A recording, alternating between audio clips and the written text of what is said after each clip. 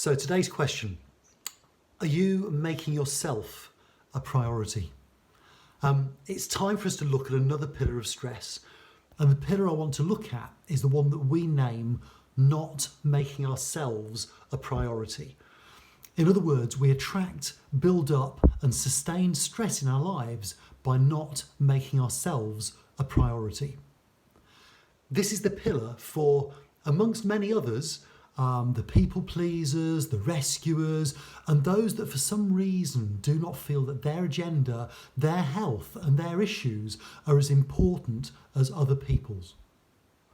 Subsequently, they continually suppress their issues in favour of supporting other people's.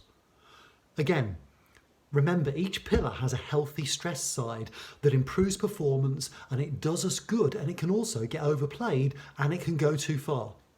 So there will be times when setting my agenda to one side and supporting others is both healthy and it's the right thing to do.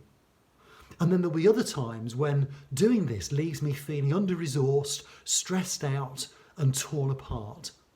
That is not healthy and simply has the effect of turning me into my own self-made victim and martyr. At times like this, there are a lot of articles out there about the need for self-care in a crisis.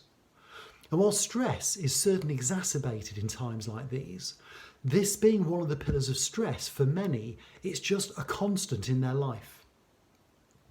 This is not just a lockdown issue.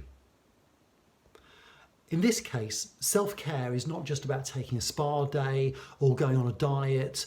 It can be about things such as building and maintaining healthy boundaries. It can be about learning to say no, understanding your own value, and prioritising yourself because the long-term effect on others will be better. For some, it may even mean that you need to recognise your addiction to that feel-good hit you get when you help others, but which leaves you stressed out and in your own victimhood.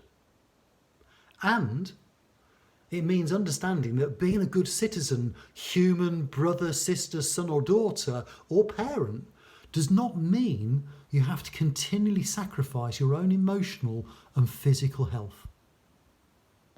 And sometimes it will involve a spa day, a duvet day and a U day. Whatever helps you make yourself a priority and release you from self-imposed victimhood is a really, really good idea. At this point, there will be many listening to this and they will be emotionally reacting because they've been brought up to fear the judgment of others for being selfish. So just remember that old adage, self-care is not selfish.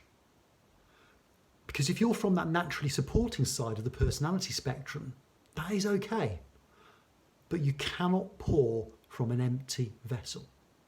You cannot be an effective supporter of others if you do not take care of yourself. Now, I say this about the 5 pillars of stress a lot.